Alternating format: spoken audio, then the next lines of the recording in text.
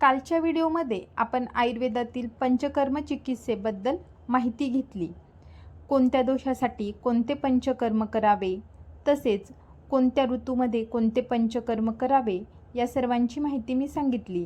आणि पंचकर्म म्हणजे नेमकं काय, कोणत्या पंचकर्मामध्ये कोणता विधी केला जातो याबद्दल देखील माहिती सांगितली. आजच्या व्हिडिओमध्ये आपण पंचकर्माचे काय महत्त्व आहे, पंचकर्म केल्यामुळे नेमका काय फायदा होतो, कोणत्या कोणत्या व्याधीमध्ये कोणते पंचकर्म करावे जेणेकरून लवकर फायदा होतो, या सर्वांची माहिती मी सांगणार आहे. तेव्हा व्हिडिओ शेवटपर्यंत नक्की पहा. नमस्कार, मी डॉक्टर सविता लांजेवार. माझ्या डॉक्टर सविता व्लॉगमध्ये तुम्हा सर्वांचं पुन्हा एकदा स्वागत आहे. आयुर्वेदातील सिद्धांत रोजच्या दैनंदिन जीवनामध्ये कसे अवलंबावे, तसेच आरोग्याविषयी काही सल्ले सांगत असते आणि काही व्याधींबद्दल आयुर्वेदिक आणि घरच्या घरी करण्याजोगे काही उपचार त्याच्याबद्दल मी माहिती सांगत असते. तर माझ्या चॅनलचे तुम्हाला व्हिडिओ आवडत असतील तर व्हिडिओला लाईक करा आणि चॅनलला सबस्क्राईब नसेल केलं तर चॅनलला सबस्क्राईब करा.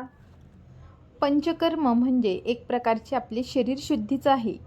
आपण जसं दरवर्षी गाडीची सर्व्हिसिंग करतो त्याच प्रकारे शरीराची एक प्रकारची ही सर्व्हिसिंगच आहे. आपल्या शरीरातील अवयवांची झालेली झीज ही पंचकर्मामुळे भरून येते. शरीरातील अवयवांचे पोषण देखील पंचकर्म ट्रीटमेंटमुळे होते. जसं की आपण मागच्या व्हिडिओमध्ये बघितलं की शरीरातील वात, पित्त, कफ यापैकी कुठलाही एखादा दोष किंवा 2 दोष वाढले की आपल्या शरीरामध्ये आजार उत्पन्न होतो. तर हा आजार उत्पन्न होणाऱ्या ह्या वाढलेल्या दोषांना शरीराच्या बाहेर एकदाच फेकण्याचं काम हे पंचकर्म करतं. त्यामुळे आपल्या शरीरातील आजार लवकर बरे होण्यास मदत होतात आणि आम्ही जे औषधी देतो त्या औषधांनी कमी वेळामध्ये आजार लवकर बरा होतो. आयुर्वेदानुसार व्याधीचं मूळ कारण हे मंद अग्नी म्हणून सांगितलं आहे. मंद अग्नी म्हणजे आपली जी भूक असते, जी आपली पचनशक्ती असते ती कमी होणं.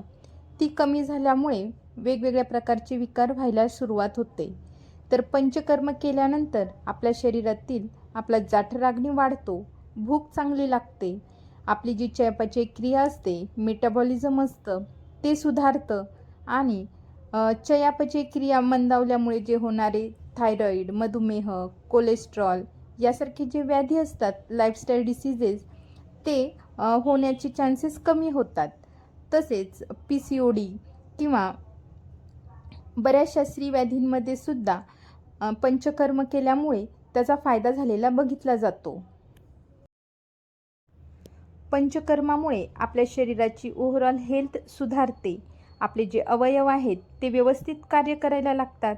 लिव्हर आपलं व्यवस्थित काम करतो, लिव्हरचे कार्य सुधारते. त्यामुळे आपण जे अन्न खातो, जो आहार रस तयार होतो तो व्यवस्थित आहार रस बनतो आणि आहार रसानंतर आपला जो रक्तधातू बनतो तो चांगला बनतो आणि त्यामुळे उत्तरोत्तर जे धातू आहेत, रक्त, मांस, मेद, अस्थी, मज्जा, शुक्र, ही सर्व चांगल्या प्रकारे बनायला सुरुवात होते. पंचकर्म म्हणजे एक प्रकारचं रिज्युनेशनच आहे, जे प्रत्येक सेल एक प्रकारे नवीन तयार होते आणि ती आपलं कार्य व्यवस्थितपणे करायला सुरुवात होते.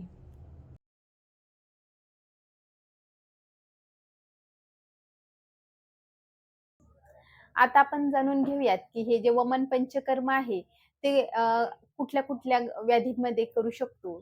तर जे कफाच्या व्याधींमध्ये वमन पंचकर्म करता येतात. त्यानंतर नवज्वर म्हणजे नवीन ताप आला असेल, वारंवार जुलाब होत असतील, खालच्या मार्गाने रक्त पडत असेल, पाळीच्या वेळेस अतिप्रमाणात रक्तस्राव होत असेल किंवा मूळ व्याधीतून रक्तस्राव होत असेल किंवा लघवीच्या मार्गाने रक्तस्राव होत असेल, त्यानंतर विविध प्रकारचे जे त्वचा रोग, सोरियासिस, एक्झिमा यासारख्या त्वचा विकारांमध्ये, त्यानंतर मधुमेह, गंडमाला, वेगवेगळ्या ज्या गाठी असतात त्यामध्ये, वारंवार सर्दी, खोकला, दमा लागणे यामध्ये सुद्धा वमन पंचकर्म श्रेष्ठ सांगितले आहे. या व्यतिरिक्त मळमळ होणे, नागिनसारखे विकार, स्तन्याशी रिलेटेड काही विकार, तसेच आपल्या ज्या मानेच्या वरच्या भागातील कुठलेही विकार असेल, जसे की डोळ्याचे, नाकाचे विकार, कानाचे विकार, तोंडाचे विकार, या सर्व विकारांमध्ये वमन पंचकर्म अतिशय उत्तम सांगितलं आहे.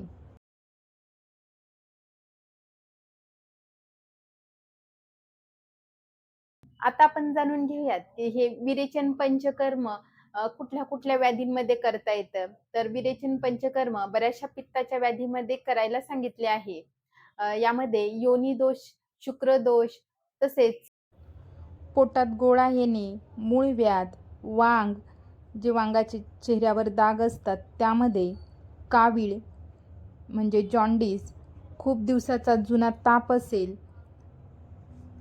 त्यानंतर असायटिस, विषबाधा, सारखी उलटी, मळमळ होणे, रक्त कमी असणे, त्यानंतर काही प्रकारच्या विद्रहदी, तसेच डोळ्याचे काही विकार जसे मोतीबिंदू, डोळे येणे, पोटामध्ये दुखणे, योनिदोष, शुक्रदोष, कोष्ठामध्ये वेगवेगळे कृमी असणे किंवा एखादा व्रण होणे जो लवकर भरत नाही, अशा व्रणामध्ये सुद्धा विरेचन पंचकर्म करण्यास सांगितले आहे.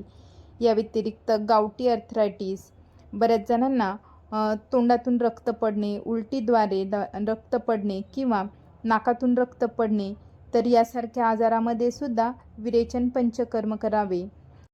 मूत्रमार्गातील काही व्याधी असतात, त्यामध्ये काही जणांना सारखा मलावरोध होतो, कॉन्स्टिपेशन असतं, अशा वेळी सुद्धा विरेचन पंचकर्म करण्यास सांगितले आहे.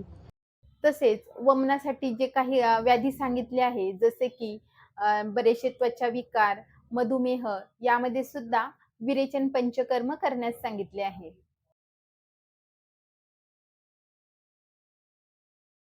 आता जाणून घेऊयात की बस्ती पंचकर्म कुठल्या कुठल्या व्याधीमध्ये करायला सांगितले आहे. तर वाताच्या बऱ्याचशा व्याधीमध्ये बस्ती पंचकर्म करायला सांगितले आहेत. तसेच स्त्रियांसाठी तर बस्ती पंचकर्म अतिशय उत्तम आहे, कारण की स्त्रियांचे जे योनी रिलेटेड जे व्याधी असतात ते जवळपास सगळे वाताशी रिलेटेड असतात. बस्ती पंचकर्माचे 2 प्रकार आहेत. एक निरूह बस्ती आणि दुसरी अनुवासन बस्ती. तर या निरूह बस्तीमध्ये औषधी सिद्ध काढाचा वापर केला जातो आणि अनुवासन बस्तीमध्ये औषधी सिद्ध तेलाचा वापर केला जातो. तर ह्या बस्तीचा उपयोग पुढील रोगांमध्ये केला जातो. पोटामध्ये गोळा येणे, पोटफुगी, गावठी अर्थरायटिस, प्लीहाशी रिलेटेड काही आजार किंवा अतिसार, तसेच पोटामध्ये दुखणे किंवा कुठल्याही प्रकारचं शूल असणे, जुना ताप असणे, बऱ्याच दिवसांपासून जो ताप अंगामध्ये रुजलेला असतो तो हाडापर्यंत जातो, यालाच हाडी ताप आपण जनरली म्हणतो. तर यामध्ये सुद्धा बस्ती पंचकर्म केले जाते. तसेच वारंवार सर्दी होणं, शुक्राशी रिलेटेड काही व्याधी आणि वाताचे बरेचसे जे सर्वच व्याधी आहेत, संधिवात वगैरे, आणि मलावरोध सारखे बरेचसे मलाशी रिलेटेड काही व्याधी असतात, त्यामध्ये बस्ती पंचकर्म केले जाते. कोणत्याही प्रकारची अशमरी असेल तर यामध्ये सुद्धा बस्ती केला जातो. तसेच आजकाल बऱ्याच स्त्रियांचा अवेळी रजोनाश होतो, म्हणजे पाळी येणं टळते. तर वयाच्या 28-30व्या वर्षीच बऱ्याच जणांची पाळी बंद होते. तर यामध्ये सुद्धा बस्ती पंचकर्म केल्यामुळे 3 महिन्यामध्ये अतिशय उत्तम फायदा होतो. वात प्रकृतीच्या लोकांबद्दल माहिती सांगताना मी वाताचे कोणते कोणते व्याधी आहेत त्याची सुद्धा एक लिस्ट सांगितली आहे. तो व्हिडिओ तुम्ही बघू शकता. तर त्यामध्ये नमूद केलेले वाताचे सर्व विकारांमध्ये बस्ती पंचकर्म केले जाते. वाताचे जवळपास 80 विकार आहेत की जे वातामुळे होतात. त्या सर्व विकारांवर बस्ती पंचकर्म केले जाते. आयुर्वेदामध्ये बस्ती पंचकर्माला अर्धी चिकित्सा म्हणून सांगितलं आहे. कारण आपल्या शरीरातील मल, मूत्र, कफदोष, पित्तदोष या सर्व दोषांचा जो संचय झाला असतो, त्यांचे जे चलनवलन आहे, एका ठिकाणावरून दुसरी ठिकाणी कोंडून राहणे, या सर्वांवर वातावर हे अवलंबून असते.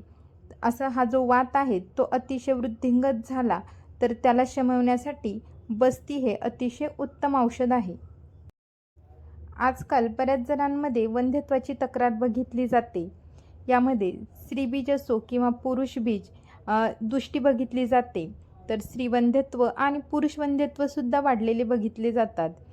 तर अशा वेळी जर संतती झाली तर त्यामध्ये काही विकृती तयार होते, जेनेटिक डिसऑर्डर, क्रोमोझोमल डिसऑर्डर किंवा आजकाल लहान मुलांना देखील डायबिटीज, कोलेस्ट्रॉल यासारखे व्याधी बघितले जातात. तर हे सर्व होऊ नये यासाठी प्रेग्नन्सीच्या आधी शरीरशुद्धी म्हणजे पंचकर्म केल्यामुळे जे बीज तयार होतात, स्त्री बीज आणि पुरुष बीज, ते हेल्दी बनतात. यालाच बीजशुद्धी असं म्हणतात.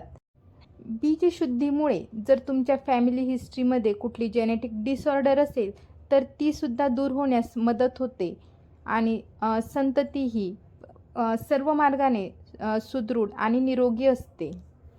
जर तुम्हाला माझा आजचा व्हिडिओ आवडला असेल तर व्हिडिओला लाईक करा आणि चॅनलला सबस्क्राईब नसेल केलं तर चॅनलला सबस्क्राईब करा.